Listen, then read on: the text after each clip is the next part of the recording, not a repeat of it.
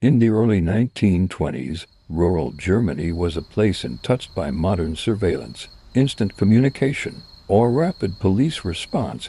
Villages were small, communities were tight-knit, and secrets, once buried, often stayed buried forever.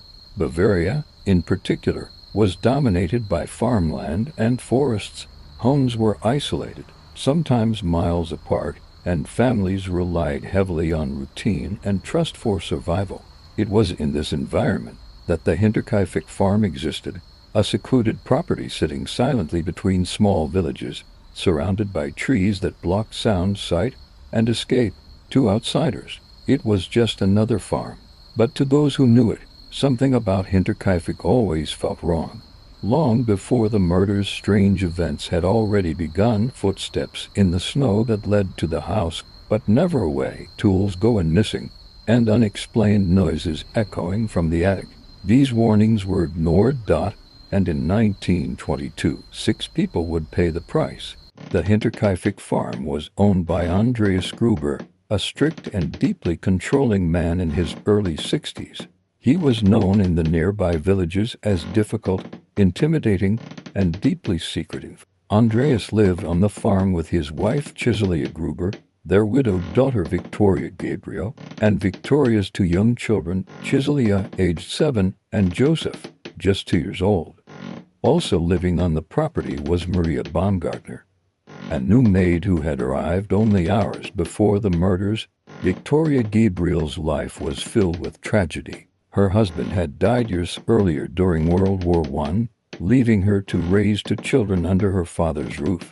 But the family carried dark rumors of abuse, control, and incest that were whispered but never openly confronted. Authorities had previously investigated Andreas and Victoria for inappropriate relations, a scandal that deeply isolated the family from the community. Hinterkaifeck was not just physically isolated, it was socially cut off as well. And when danger came, there would be no one close enough to hear it. Weeks before the murders, something at Hinterkaifeck began to change. Andreas Gruber noticed footprints in the snow leading from the forest directly to the farmhouse. What made them terrifying was this: there were no footprints leading back. Andreas searched the surrounding woods. He found nothing. Soon after, tools began disappearing from the farm. A house key vanished without explanation. Then came the sounds, footsteps above the ceiling, coming from the attic. Andreas climbed up to investigate. He found no one.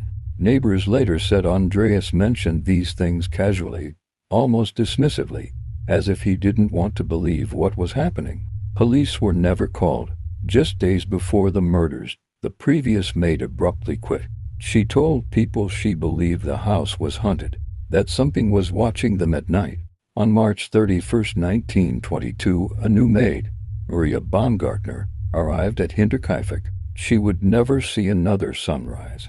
On the night of March 31st, one by one, members of the Gruber family were lured into the barn.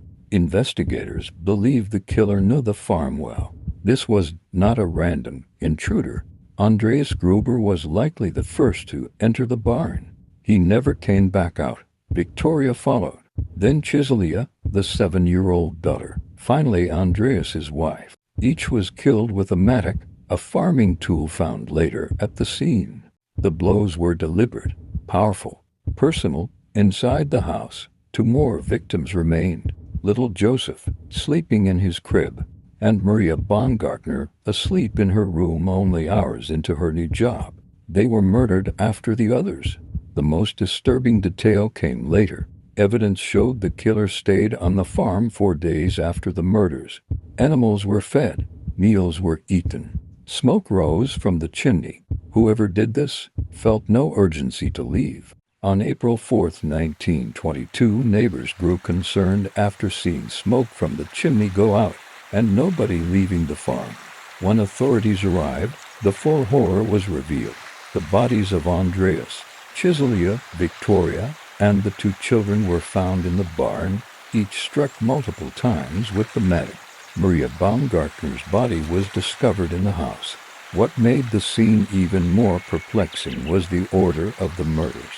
It appeared the killer had planned each move carefully, taking time to kill every person individually. Yet, they left no footprints outside, no signs of struggle inside, and no fingerprints anywhere. Authorities were stunned. How could someone kill 6 people in a secluded farmhouse and remain completely invisible? Autopsies revealed disturbing facts. Each victim had been struck multiple times. Andreas alone suffered at least 6 fatal blows. Victoria and her mother were also beaten brutally. The children were killed in their beds. Investigators noted no sexual assault, no theft, and no signs of defensive struggle, which deepened the mystery. Even stranger tools and weapons were left at the scene. The killer did not attempt to hide anything.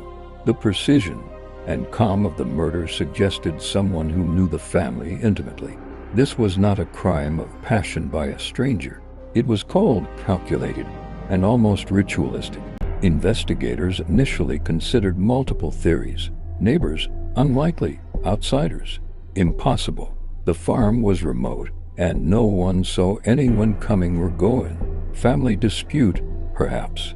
Over a dozen suspects were questioned, including relatives, neighbors, and former employees. None were ever charged. Each lead collapsed under scrutiny.